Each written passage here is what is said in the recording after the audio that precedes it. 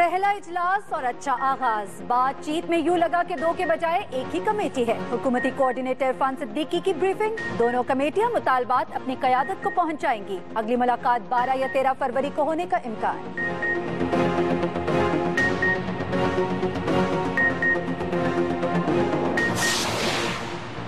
बाहर इलाज की दरख्वास्त तो मुस्तरद हो गई। मुशर्रफ कल अदालत में पेश होंगे या नहीं, सब मुंतजर।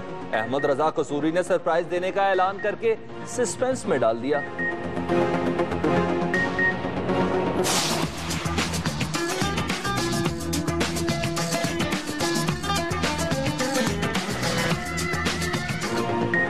मौसम का हसीन जादू पूरे मुल्क पर चल गया। बादलों ने रुख से पर्दा हटाया तो कई शहरों को बूंदों का जाम पिलाया। बर्फ ऐसी पड़ी कि सयाहों की तो ईद ही हो गई। मुल्तान में भी सफेद मोती छम छम बरसे।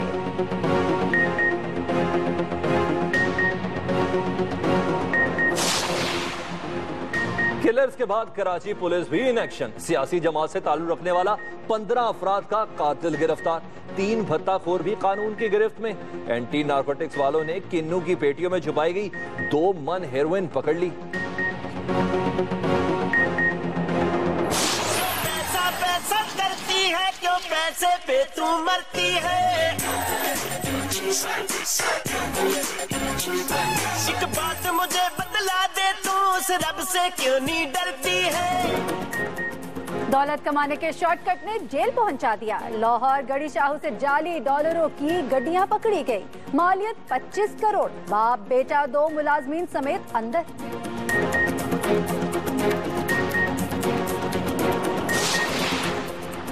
अपने ही गिराते हैं नशे मन पर बिजलियां। गुजरावाला में अगवाकारों ने 2 लाख ना मिलने पर अपना ही सरगना उठा लिया। इसे कहते हैं चोरों को पड़ गए मोर। क्रिकेट पर कब्जे की जंग। कल बिग 3 बमुकाबला big 3। Chairman PCB Zaka Ashraf कहते हैं बड़े 3 कौन, फैसला आईसीसी के इजलास में होगा। आज न छोड़ूंगा तुझे दम दमादम, तूने क्या समझा है मुझे दम दमादम, दिल में है तूफान भरा दम दमादम। और गुजरावाला में रीच से लड़ने वाले की सारी पहलवानी निकल गई। पहलवान और इंतजामिया के खिलाफ मुकदमा। अब तेरा क्या होगा झल्ला।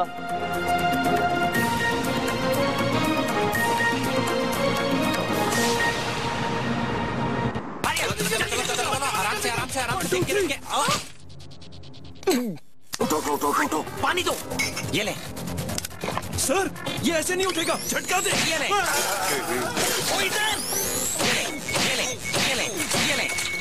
सर, इसे और बड़ी झटके की जरूरत है। सर, किसी असली डॉक्टर से मशवरा ले लेते हैं। गुड आइडिया, कॉल मिलाओ। मेरे फोन से कॉल महंगी। मेरे फोन की बैटरी लो और रेट बहुत हाई है। ये सर, मेरे यू फोन से कॉल सिर्फ 90 पैसे फी मिनट है। 90 पैसे पूरा मिनट? इतना सस्ता कॉल रेट? लगाना झटका सस्ते रेट का। यानी अब सारा दिन शाम 5 बजे तक यूफोन सुपर सस्ता पैकेज से कॉल सिर्फ 90 पैसे में पूरा मिनट, वो भी तमाम नेटवर्क्स पर बगैर डेली चार्जेस के। पैकेज के लिए अभी *5678# मिलाएं। तू फोन से बच गए, तुम नहीं मेरे पैसे। क्या हुआ डॉक्टर साहब? कुछ नहीं, चश्मा साफ कर रहा हूँ। अस्सलाम वालेकुम। एक्सप्रेस न्यूज में खुशामदीद। मैं हूं ज़िशान मलिक और इस बुलेटिन में मेरे साथ हैं सलमान हैदर और महरीन सिब्तैन भी। हेडलाइंस आपने जानी। बुलेटिन के आगाज में तालिबान से मुज़ाकराती अमल के सिलसिले में आज होने वाली पहली बाज़ाब्ता मुलाकात का जिक्र करेंगे, लेकिन एक ब्रेक के बाद। बर्तन धोने की रेसिपी याद है ना? 1 चम्मच विम जेल घोलो, 1 दिन के सारे बर्तन धो लो। और महीने भर के बर्तनों के लिए महीने भर के बर्तनों के लिए इतना क्या सोच रही हो? 30 चम्मच वाला विम जेल मंथली पैक सिर्फ 75 रुपए में। 30 चम्मच वाला विम जेल मंथली पैक सिर्फ 75 रुपए में।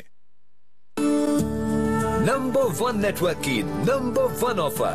नई मोबिलिंग सिम खरीदें और 2 मिनट के खर्च पर दिल खोल कर बात करें। यानी लंबी कॉल्स और खर्च भी कम, वो भी बगैर किसी इजाफी चार्जेस के। देर न करें, आज ही मोबिलिंग की सिम खरीदें और *326# मिलाएं। मोबिलिंग, हर दिल हर दिन।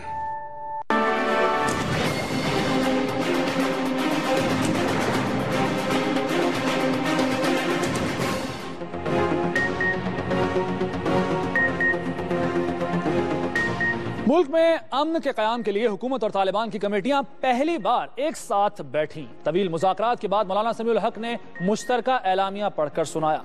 दोनों अतराफ से क्या मुतालबात और खदशात सामने आए, आइए जान लेते हैं।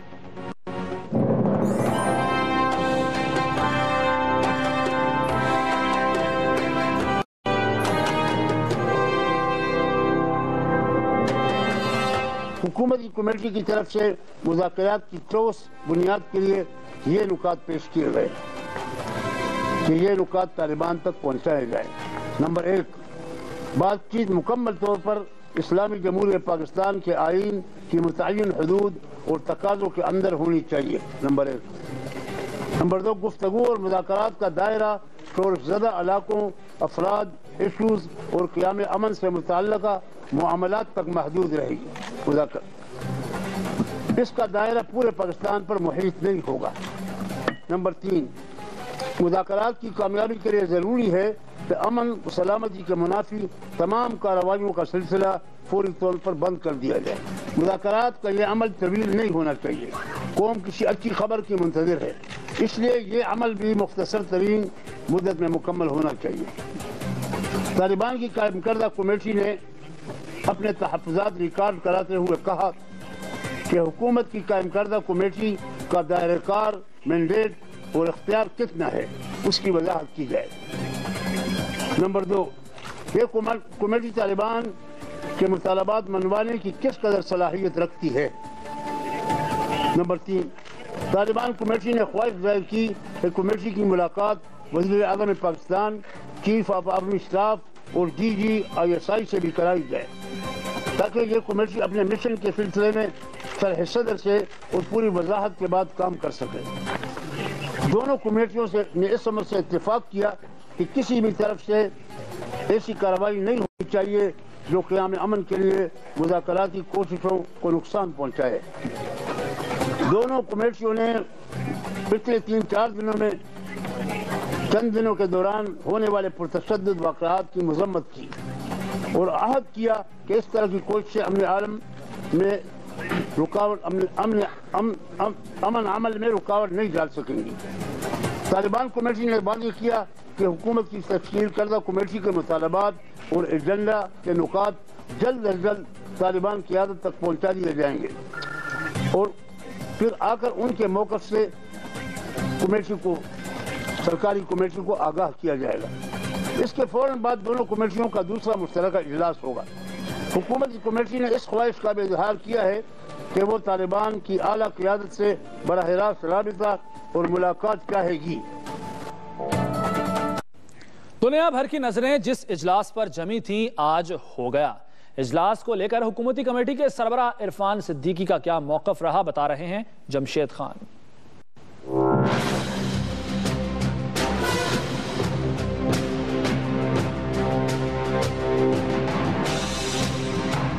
हुकूमत और तालिबान कमेटियों के दरमियान बिलाखिर मुज़ाकरात का पहला दौर हो ही गया।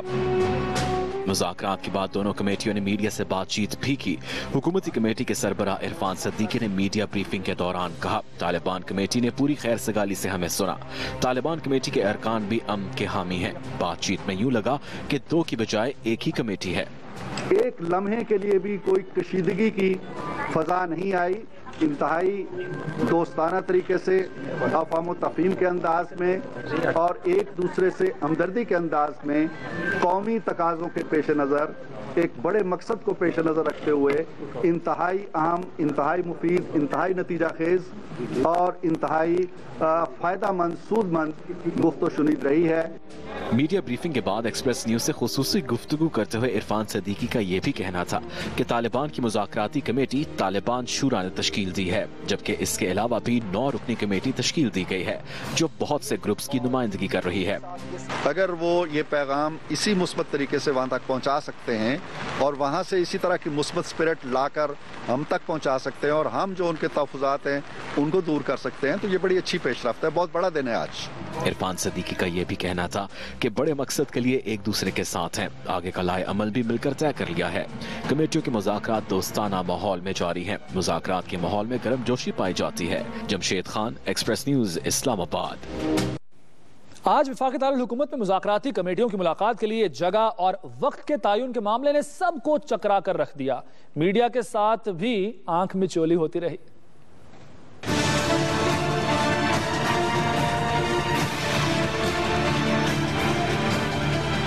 सुबह सवेरे ही मुज़ाकराती कमेटियों की मुलाकात की खबरें गर्म हो गईं, कभी यहाँ तो कभी वहाँ। सुबह तक ये बिल्कुल वाज़ेह नहीं हो पा रहा था कि तालिबान और हुकूमती कमेटी मुज़ाकरात के लिए कहाँ बैठेंगी। हत्ता के मुज़ाकराती कमेटियों के अरकान भी मुकाम बदल बदल कर बता रहे थे। अब ना जाने ये दानिस्ता तौर पर जगह को खुफिया रखा गया या वाकई अरकान भी नहीं जानते थे कि वो कहाँ बैठने वाले हैं। ज़राए बताते हैं कि मुज़ाकरात के लिए जगह के तयन की जिम्मेदारी मौलाना अब्दुल अजीज को दी गई थी और पहले हुकूमती कमेटी ने मुज़ाकरात के लिए पंजाब हाउस और वजीर आज़म हाउस में बैठने की भी दावत दी। आखिरकार दोनों कमेटियां दोपहर 2 बजे के करीब खैबर पख्तूनख्वा हाउस पहुंच गईं। देखते ही देखते मुल्क भर का मीडिया इस खास खबर को कवर करने के लिए यहाँ पहुँच गया। अब अंदर इजलास जारी था तो बाहर इंतजार कि कब कोई ऐसी खबर आए जिसे फौरन से बेशतर कौम तक पहुंचा दिया जाए। जैसे इस्लामाबाद में बारिश जारी रही वैसे ही अमन के लिए ये इजलास भी। खैबर पख्तूनख्वा हाउस के बाहर और अंदर कई घंटों तक कोई राब्ता न था, लेकिन कमेटी की नकलो हरकत पर खबरें आ रही थीं। शाम हुई तो अचानक तालिबान कमेटी के कोऑर्डिनेटर यूसुफ शाह बाहर आए और मीडिया को अंदर ले गए, जहां आज के इजलास के बारे में मुकम्मल ब्रीफिंग दी गई। हुकूमत तालिबान कमेटियों के पहले मुश्तरका इजलास के हवाले से मजीद बात करेंगे। सीनियर तजियाकार जावेद चौधरी साहब ने हमें ज्वाइन किया, जबकि सीनियर तजियाकार जाहिद हुसैन भी हमारे साथ मौजूद है। जावेद चौधरी साहब, आपसे गुफ्तगू का आगाज करते हैं। दोनों कमेटियों का पहला मुश्तरका इजलास हुआ, आप इसे एक अहम पेशरफ्त कहेंगे और अगर है तो क्या कहेंगे इस पे? इसमें कोई शक नहीं कि ये बहुत ही अहम पेशरफ्त है और इसके लिए कौम को पिछले 15 दिन से इंतजार था। आज कमेटियों का इजलास हुआ, बहुत अच्छी बात है, लेकिन चीजें असल जो तय होंगी और खुल कर सामने आएंगी वो अगले इजलास में होंगी, क्योंकि ये एक इब्तदाई इजलास था जिसमें बड़ी बुनियादी फैसले किए गए। मसलन पहला ये फैसला हुआ कि आइन की हदूद में रहकर बातें की जाएंगी, लेकिन अब अगली कमेटी ने अगले इजलास में ये तय करना है कि आइन की हदूद क्या है। क्या आइन किसी मुल्जम को माफ कर सकता है? क्या आइन किसी एक मखसूस इलाके में मखसूस किस्म का कानून नाफज कर सकता है? क्या आइन कालादम जमातों को माफ कर सकता है, उनको आम माफी दे सकता है? ये फैसला अगली मीटिंग में होगा। ये भी कहा गया कि शोरश ज़दा इलाकों तक महदूद रहेगी। ये शोरश ज़दा इलाके कौन कौन से हैं ये भी अगली मीटिंग में तय होगी। क्या सिर्फ शुमाली वजीरिस्तान या जनूबी वजीरिस्तान तक होगा या पूरा फाटा होगा? और अगर पूरा फाटा होगा तो क्या ये जो फैसले होंगे पूरे फाटा तक में इम्प्लीमेंट होंगे?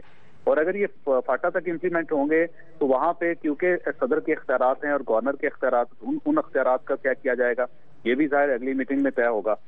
और ये भी आज ये फैसला हुआ कि सीज फायर हो जाएगा।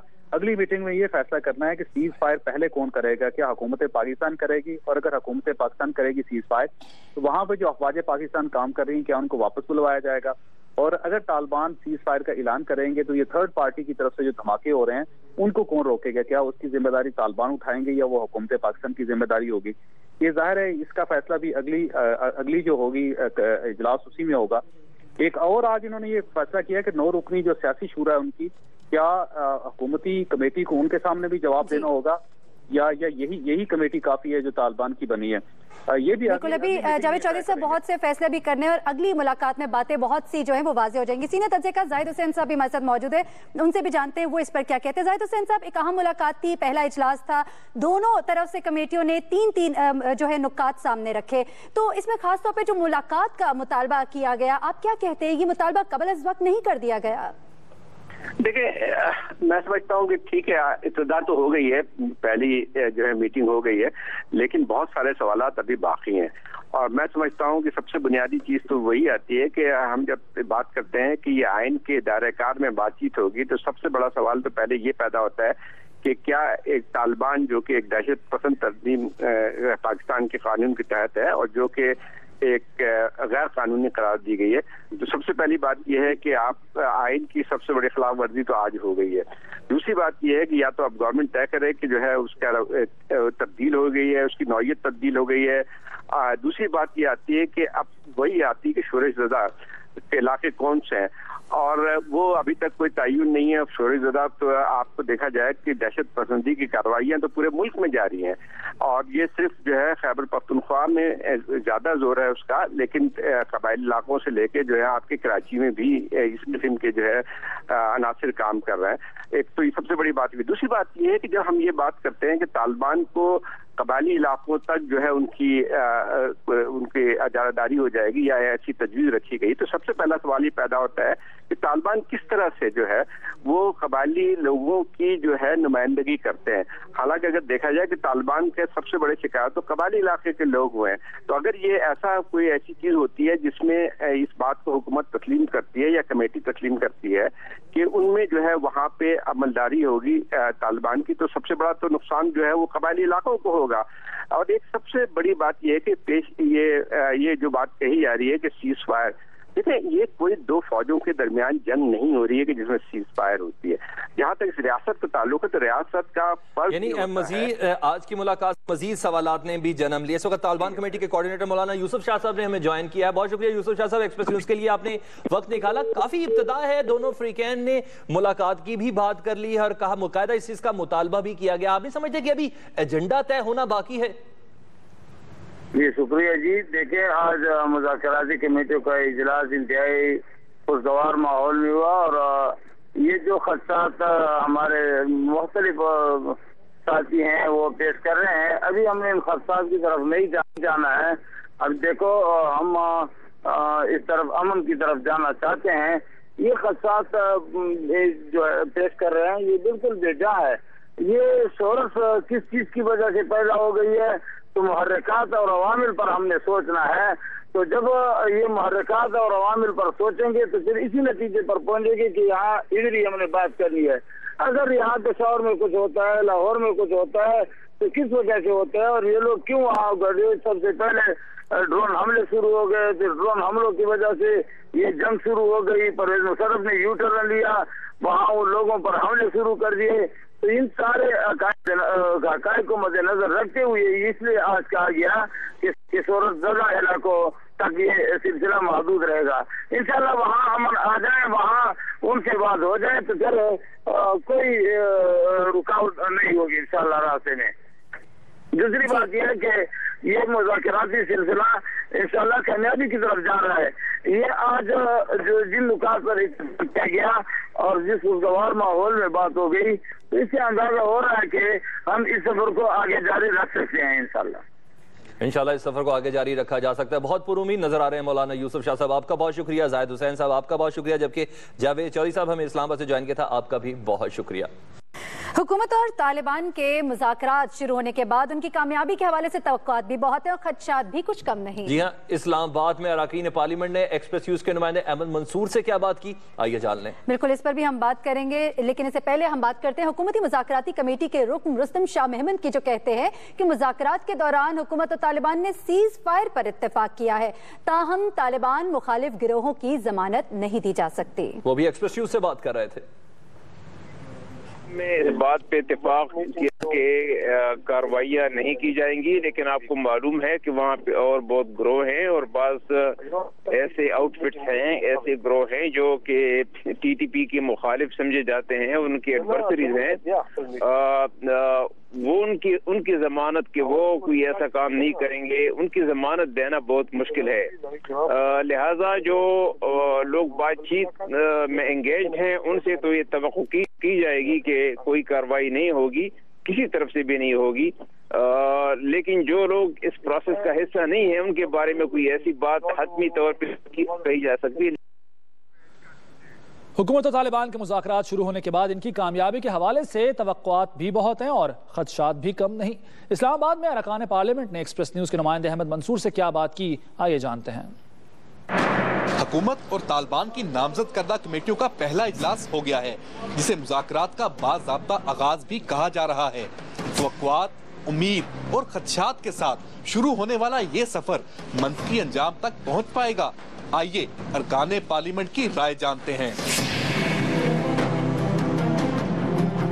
लड़ाई किसी के फायदे में भी नहीं, लड़ाई ना तालिबान के फायदे में है, ना हुकूमत वक्त के फायदे में है और ना आम लोगों के फायदे में। इमरान खान साहब को पीछे नहीं हटना चाहिए और इसमें अपना किरदार अदा करना चाहिए, नताइज की परवाह किए बगैर मुल्क और कौम के खातिर। दोनों साइडों से और बल्कि सियासी हवाले से सब ग्रुप्स को बड़ा संजीदा होकर सोचना चाहिए कि हम उन सारे एस्पेक्ट्स पे काम करें, मेहनत करें जिनसे हमारे हालात मुल्की लेवल पे बेहतर हों। ये तवक्को रखते हैं कि अल्लाह ताला इन मुज़ाकरात को कामयाब कर रहे हैं। मुज़ाकरात भी हो रहे हों, ड्रोन हमले भी हो रहे हों, तो कैसे मुज़ाकरात आगे बढ़ सकते हैं?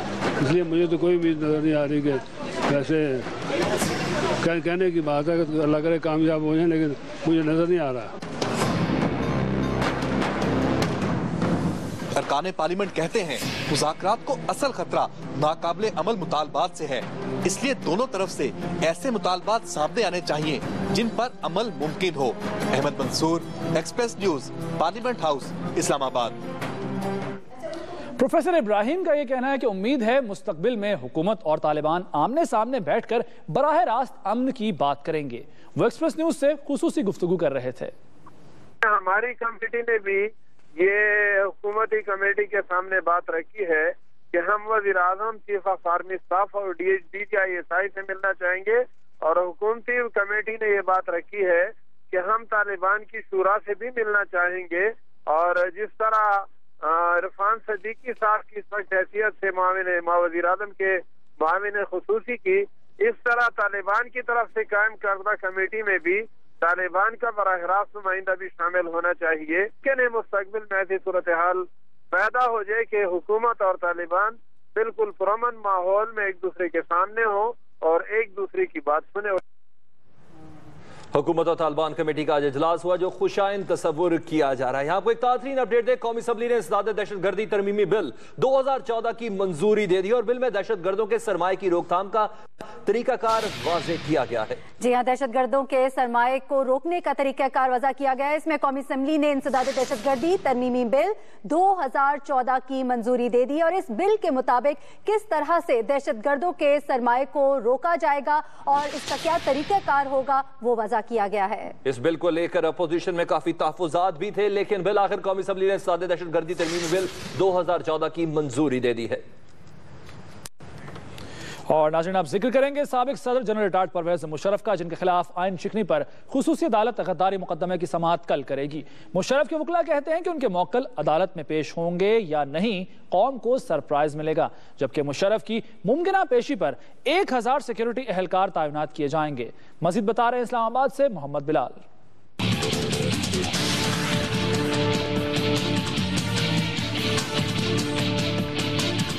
गद्दारी मुकदमे का सामना करने के लिए साबिक फौजी सरबराह जनरल रिटायर्ड परवेज मुशर्रफ को जस्टिस फैसल अरब की सरबराही में कायम 3 रुकनी खुसूसी अदालत के सामने पेश होना है, जिसके लिए अदालत ने उनके काबिले जमानत वारंट भी जारी कर रखे हैं।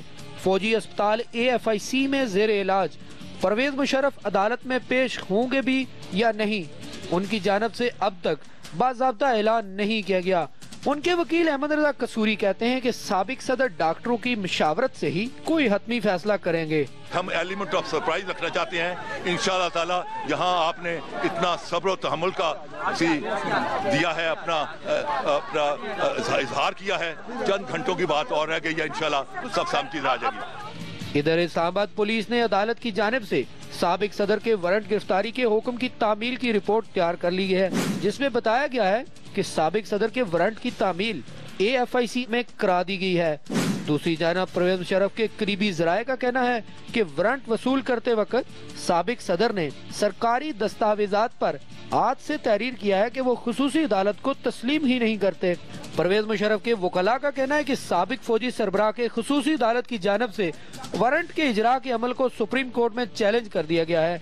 ताहम कानूनी माहिरीन समझते हैं कि अगर परवेज मुशर्रफ काबिले जमानत वारंट जारी होने पर भी अदालत में पेश नहीं होते तो फिर उनके नाकाबिले जमानत वारंट भी जारी हो सकते हैं। Mohammad Bilal, express news, Islamabad.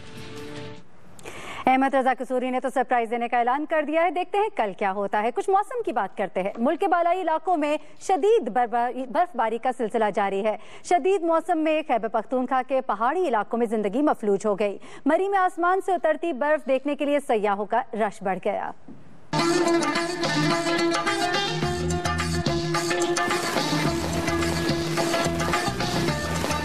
मुल्क के बालाई इलाकों में बर्फबारी से निजाम जिंदगी दरहम बरहम हो गया है। कालाम, मालम जब्बा, मदीन, दीर, लवारी टॉप, चित्राल, खैबर एजेंसी, शुमाली वजीरिस्तान, औरंगजी एजेंसी और दीगर इलाकों में बर्फबारी से सर्दी की शिद्दत में एक बार फिर इजाफा हो गया है। यहाँ बहुत मजा आ रहा है हमें, फर्स्ट टाइम यहाँ बर्फबारी देखी है इतनी। मैंने कभी तक अपनी जिंदगी में इस तरह मौसम नहीं देखा है। मलका कोहसार मरी में शदीद बर्फबारी रिकॉर्ड की गई, जिसके बायस देही इलाकों का राब्ता शहरी इलाकों से कट गया। एक तरफ मरी की मुकामी आबादी मुश्किलात का शिकार है, तो दूसरी तरफ मुल्क भर से सयाह बर्फबारी से लुत्फानंदोज होने के लिए मलका कोहसार का रुख कर रहे हैं।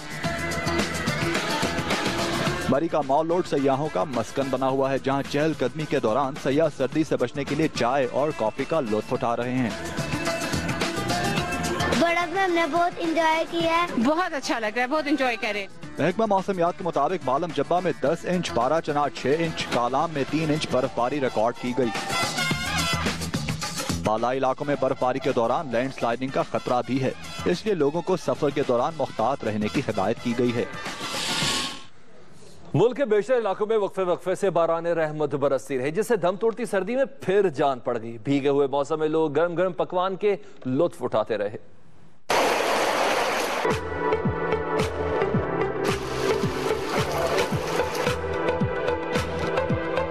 सर्दियों को अलविदा कहने की तैयारियां हो रही थी, मगर बरसते बादलों ने अभी इसमें मजीद ताखीर का पैगाम दे दिया। गंगूर घटाओं और ठंडी हवाओं के साथ बरसती बूंदों ने लोगों के मिजाज पर भी खुशगवार असर डाला। काफी एक्साइटमेंट भी हो रही है, इतनी देर बाद बारिश हुई है, बहुत अरसे बाद हमें इस तरह का मौसम देखने को मिला है, बड़ा एंजॉय कर रहे हैं इस मौसम में। लाहौर में दिन भर वक्फे वक्फे से बारिश का सिलसिला जारी रहा। बाद बरसे तो शहरियों ने पकौड़ों समोसों की दुकानों का रुख किया और मनपसंद पकवान से लुत्फानंदोज होते रहे। बारिश ने माहौल को भी शफाफ बना दिया। बारान रहमत से खुश्क सर्दी के खात्मे पर भी लोगों ने सुख का सांस लिया। माशाल्लाह मौसम आज बहुत खुशगवार है, ठंड भी अच्छी पड़ रही है, बहुत अच्छा फील हो रहा है यार, खूब एंजॉय कर रहे हैं हम लोग। रावलपिंडी इस्लामाबाद में बारिश के बाद सर्दी की शिद्दत में इजाफा हो गया। रावलपिंडी और गिरदुनवाह में मूसलाधार बारिश से अहम सड़कें तालाब बन गयी। पेशावर, कोयटा, फैसलाबाद, गुजरात और सियालकोट में भी बूंदाबांदी होती रही, जिससे इन इलाकों में मौसम मजीद सर्द हो गया। प्लान है कहीं जाने का भी आज के बारिश एंजॉय करें। सर्दियों की बारिश का तो अपना ही मजा है, फिर ठंडी ठंडी आइसक्रीम ही खाओ तो उसको ज्यादा मजा आता है। मुल्तान में बारिश के साथ सपहर को शदीद जालाबारी भी हुई, जिससे शहर की सड़कें और गलियां सफेद हो गयी। महकमा मौसमियात के मुताबिक मुल्क में सबसे कम दर्जा हरारत कालाम में -7 डिग्री सेंटीग्रेड रिकॉर्ड किया गया। इस्लामाबाद में 5, लाहौर में 9, कराची में 16, पेशावर में 6 और कोयटा में दर्जा हरारत 0 डिग्री सेंटीग्रेड रिकॉर्ड किया गया। मुल्क भर में ठंडी ठार हवाएं, गरज बरस, सावन और बर्फबारी अपने जौबन पर है। ऐसे दिलफरेब मौसम में गर्मा गर्म मीठी और चटपटी नमकीन ग़िज़ाएं भी दुगना मजा देती हैं। मुख्तलिफ शहरों में मौजूद अपने नुमाइंदों से जानते हैं कि शहरियों का दिल क्या क्या खाने को ललचा रहा है। जी देखिए, वफाकी दारुल हुकूमत और उसके जुड़वा शहर रावलपिंडी में गुज़श्ता रात से ही वक्फे वक्फे से बारिश का सिलसिला जो है वो जारी है और महकमा मौसमियात के मुताबिक आइंदा 24 घंटों में मज़ीद बारिश का इम्कान है। यहाँ पे हम आपको बताते चलें कि इस्लामाबाद में जो बड़े यहाँ पे तजारती मराकज़ हैं, इसके अलावा खाने पीने की जो मराकज़ बनाए गए, इसमें आपारा है, कराची कंपनी है, ब्लू एरिया, इसमें मुख्तलिफ लोगों से जो बातचीत हुई उसके मुताबिक ये है कि खाने पीने की अशिया कहीं पे तो किल्लत भी है। लोगों को गर्म मशरूबात जैसे कोई सूप है या बाकी चीज़ें वो कुछ लोगों को सस्ते दामों दस्तयाब भी नहीं होती। लोगों की बहरहाल यहाँ पे कुछ लोगों को इस सिलसिले में मुश्किलात भी हैं, लेकिन ज़्यादातर लोग जो है वो मौसम को एंजॉय कर रहे हैं और सर्दी की शिद्दत में भी इस्लामाबाद में जो है वो इजाफा हुआ है गुज़श्ता दिन की निस्बत। जी, शहर में भी तकरीबन 2-3 घंटे बर्फबारी हुई और सर्दी की शिद्दत में बेहद इजाफा हुआ है। स्वाद में चपली कबाब और मछली ज्यादातर खाया जाता है सर्दियों में, तो अभी भी जो है ना बहुत सारे लोग जो है ना मछलियों के दुकानों पर टूट पड़े हैं। आप देख सकते हैं यहाँ पर मेरे अक़ब में ये आग जली हुई है और मछली पका रहे हैं ये लोग। महकमे मौसमियात के मुताबिक आज और कल जो है ना ये बर्फबारी और बारिश का सिलसिला जो है ना वो बदस्तूर जारी रहेगा और सर्दी की शिद्दत में मजीद इजाफा होगा, इसलिए लोग ज्यादातर जो है वो मछली जो है ना खा रहे हैं और अपनी सर्दी को भगा रहे हैं। जी, पेशावर में आज 2 रोज से बारिश का सिलसिला जो है वो जारी है। यही वजह है कि शाम के वक्त लोग जो हैं वो बाजार की तरफ जो है बाजार का रुख कर लेते हैं। इस वक्त आप देख सकते हैं कि पेशावर की मशहूर मंडी मार्केट में किस तरह टिक्का कढ़ाई और किस तरह यहाँ पर चिकन कढ़ाई और सिज्जी वगैरह जो है वो दस्तयाब है। यहाँ पर कुछ काफ़ी दूर दूर से लोग आए हुए हैं। एक तरफ आसमान से रिमझिम बरस रही है, दूसरी तरफ लोग अच्छे अच्छे और खुश जायका पकवानों के मज़े जो हैं वो लूट रहे हैं। जी, सर्दी के मौसम में गरम हलवे का अपना ही मजा है, लेकिन आप किसी सूरत में ये ना समझे कि ये हलवा गरम गरम मैं ही अकेले एंजॉय कर रही हूँ। इस वक्त मैं मुस्लिम टाउन मोड़ की एक बहुत ही मशहूर और मारूफ दुकान पे खड़ी हूँ, यहाँ पे ये हलवे बिक रहे हैं। और ये है दाल का हलवा, ये है गाजर का हलवा और ये है पेठे का हलवा। साथ ही साथ मैं आपको ये भी बताती चलूं कि ये हलवों का मजा दुबाला कर रही है इनके ऊपर रखे हुए मेवा जात और उबले हुए अंडे और देसी घी। वैसे इस मौसम में गरम हलवे खाने का अपना मजा है। और यहाँ पे मैंने तो गाजर का हलवा और पेठे का हलवा और दाल का हलवा कज़न एंजॉय किया है। जी मरियम रफ़ी, शुक्रिया। नाज़रीन, हमारे नुमाइंदगान मुख्तलिफ शहरों से आज के मौसम के हवाले से सौगातों के बारे में ना सिर्फ बता रहे हैं बल्कि अकेले अकेले खा भी रहे हैं। बहरहाल यहाँ वक्त हुआ एक ब्रेक का, जिसके बाद आप देख सकेंगे। नाज़रीन, एक अहम खबर से आपको आगाह करेंगे। वज़ीर दाखिला चौधरी निसार ने इस्लामाबाद एयरपोर्ट से 2 गैर मुल्की खवातीन को बगैर इमिग्रेशन क्लियरेंस बाहर निकालने पर FIA के पूरे अमले को मुअत्तल कर दिया। यह वाक़या जिसकी निशानदेही की एक्सप्रेस न्यूज़ ने और आपको तमाम तर तफसीलात से आगाह किया था। बगैर इमिग्रेशन के गैर मुल्की खवातीन को निकाला गया था। इस पर वज़ीर दाखिला चौधरी निसार ने नोटिस लिया है और पुलिस को तहकीकाती रिपोर्ट पेश करने का हुक्म भी दिया, जबकि FIA के पूरे अमले को मुअत्तल कर दिया है। उनका कहना है कि FIA को सियासी असर से पाक कर दिया है। ये वाक़या जो पेश आया था, इसके बारे में आपको अपडेट कर रहे हैं नाज़रीन के वज़ीर दाखिला चौधरी निसार ने नोटिस ले लिया है।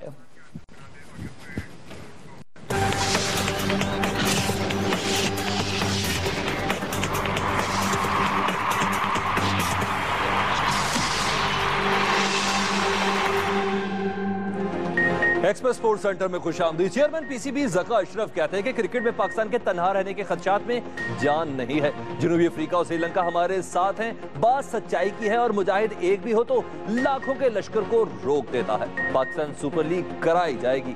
लाहौर से Yusuf Anjum. Chairman Pakistan cricket board का कज़ाफ स्टेडियम लाहौर में कहना था कि बिग 3 इशू पर दोस्त अपनी जगह, लेकिन सबसे बढ़कर पाकिस्तान है। इंडिया या कोई भी ऑफर करेगा तो गारंटी और भरपूर यकीनदानी चाहेंगे। फिलहाल पूरे कार्ड शो नहीं करना चाहते।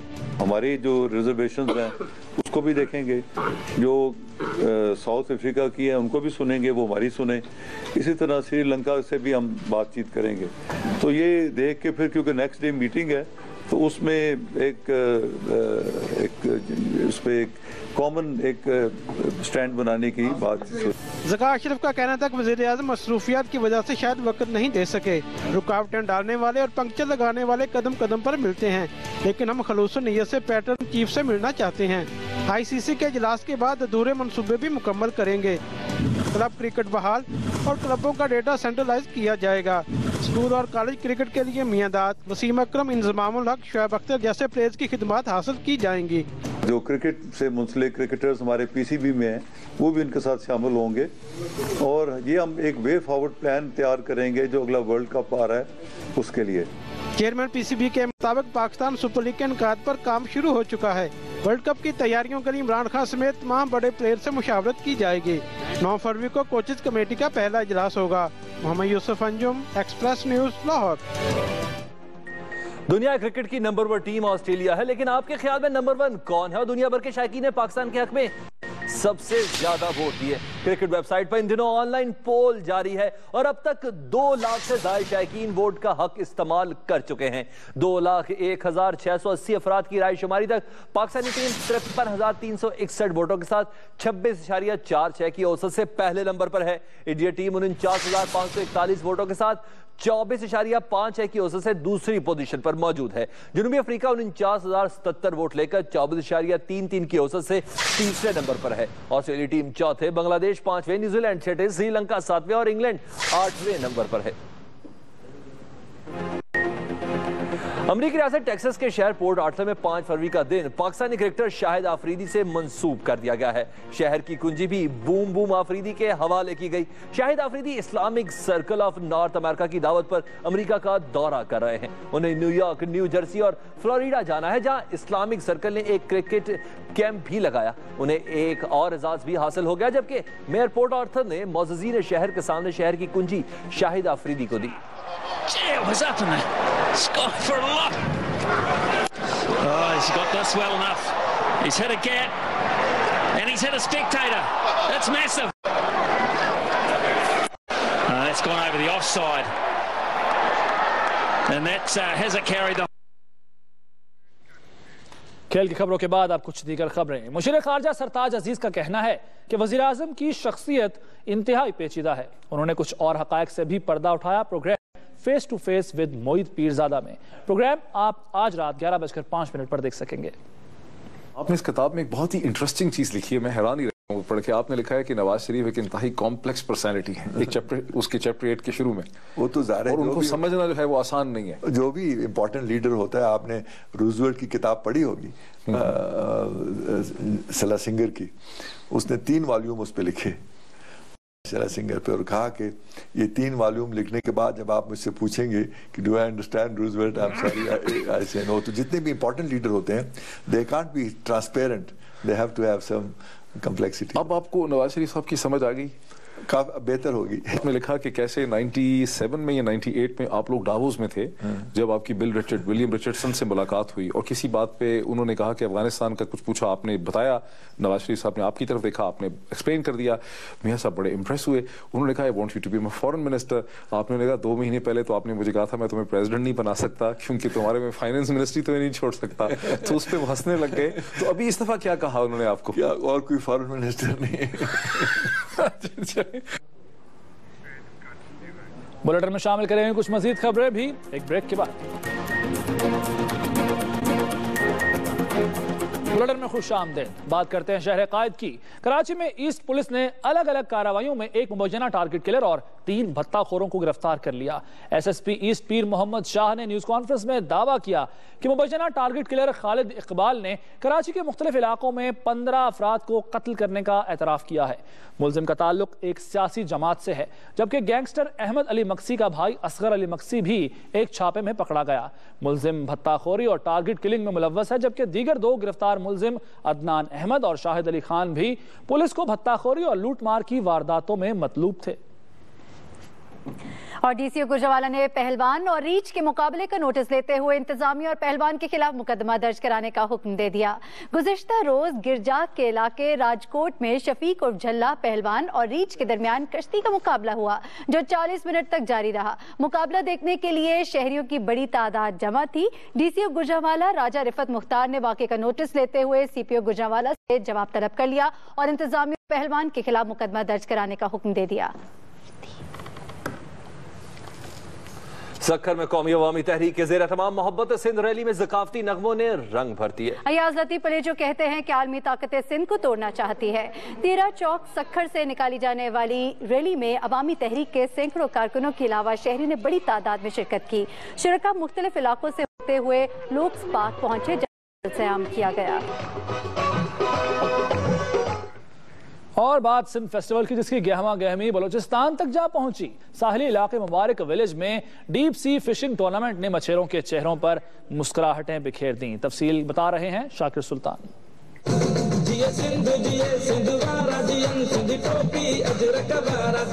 खेलों के मुकाबले तो आपने बहुत सुने और देखे होंगे, मगर अब तो मछलियों के शिकार को भी तफरी सरगर्मियों का हिस्सा बनाया जाने लगा है। जी हां, सिंध फेस्टिवल के तहत मछलियों के शिकार के मुकाबले के लिए मैदान सजाया गया। बलूचिस्तान के साहिली इलाके मुबारक विलेज में फिशिंग टूर्नामेंट में मछेरों की कई टीमों ने हिस्सा लिया।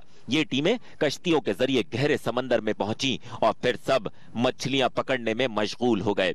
पसमानदा बस्ती और इसके गरीब माहीगीरों के लिए मुनक्किदा ऐसा मेला मुकामी अफराद ने पहले कभी नहीं देखा था। मछेरों ने मुकर्रर वक्त तक मछलियां पकड़कर सबके सामने पेश की तो मछलियों के वजन के एतबार से माहीगीरों को पहली, दूसरी और तीसरी पोजीशन और इनामात से नवाजा गया। हवा भी तेज थी, समुद्र में तूफानी थी, लेकिन मेरे ब्रेव एंगलर्स बड़े बहादुरी का उन्होंने सबूत दिखाया। आज बच्चों से लेकर बड़ों तक सभी मुफ्त की तफरी और रौनकों के मजे लूटते रहे। फिर बारी आई सिंधी नगमों की तो इन पर होने वाले बलोची रक्स ने दोनों सूबों की सकाफत को यकजा कर दिया। सिंध फेस्टिवल पाकिस्तान के चप्पे चप्पे में होना चाहिए। मेरे हिसाब से सिंध फेस्टिवल पूरी दुनिया में होना चाहिए। मुबारक विलेज में हुकूमत सिंध के ज़ेर एहतमाम सिंध फेस्टिवल के निकात से जहां मुकामी लोग खूब महजूज हुए, वहीं हुकूमती सतह पर माहीगीरों की भरपूर हौसला अफजाई भी की गई। बलोचिस्तान के साहिल पर सिंध फेस्टिवल के निकात के मौके पर गरीब माहीगीरों की इस बस्ती के लोगों ने भी भरपूर एंजॉय किया और छोटे बड़े सभी महजूज हुए। शाकिर सुल्तान, एक्सप्रेस न्यूज, कराची। और अब दुनिया भर से खबरों पर नजर डालते हैं voice of America news minute में। वॉइस ऑफ अमेरिका वाशिंगटन से न्यूज मिनट के साथ मैं हूं सारा जमान। अक़वाम मुत्तहिदा के सेक्रेटरी जनरल बान की मून ने तवक्को जाहिर की है कि शाम के कीमियाई हथियारों को तल्फ करने का मंसूबा 30 जून की नई डेडलाइन पर मुकम्मल हो जाएगा। अमेरिका और रूस के इस मुतफ़िक़ा मंसूबे की तकमील की पहली डेडलाइन गुज़िश्ता रोज गुजर गई थी। शुमाली कोरिया ने खबरदार किया है कि अगर अमेरिका और जनूबी कोरिया ने मिलकर खत्ते में फौजी मशक़ें की तो शुमाली और जनूबी कोरिया के बिछड़े हुए खानदानों के दरमियान इस माह मुलाकात का मंसूबा खतरे में पड़ सकता है, जो गुज़िश्ता रोज ही तय पाया था। जंगी मशकों में न्यूक्लियर हथियार चला सकने वाले B-52 बॉम्बर्स भी शामिल हैं। अफ्रीका से गैर कानूनी तौर पर यूरोप में दाखिले के ख्वाहिशमंद अफराद की तादाद रिकॉर्ड सतह पर पहुंच चुकी है। गुज़िश्ता 24 घंटों के दौरान इटली की बहरिया ने गैर महफूज कश्तियों से आने वाले तकरीबन 1100 अफ्रीकियों को बचाया है। और रूस के शहर सोची में विंटर ओलंपिक से एक रोज पहले सिक्योरिटी फोर्सेज हाई अलर्ट पर हैं। अमेरिका ने खबरदार किया है कि दहशतगर्द टूथपेस्ट की ट्यूब में बम बनाने के अज्जा स्मगल करने की कोशिश कर सकते हैं। ये था न्यूज मिनट। खबरों की तफसीलात VOA.com पर। शोबिस की रंगी दुनिया क्या कुछ हो रहा है, आइए जान लेते हैं 1 मिनट राउंड अप में।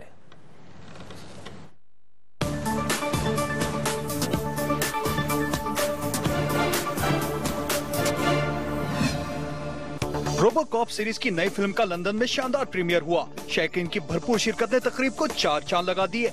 नई फिल्म रोबोकॉप में रोबोट का किरदार स्वीडिश अदाकार जोएल कनमैन ने अदा किया है। What kind of life will he have? What kind of suit is this?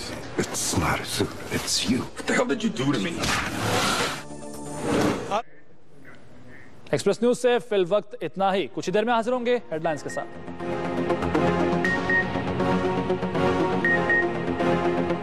ईमानदारी की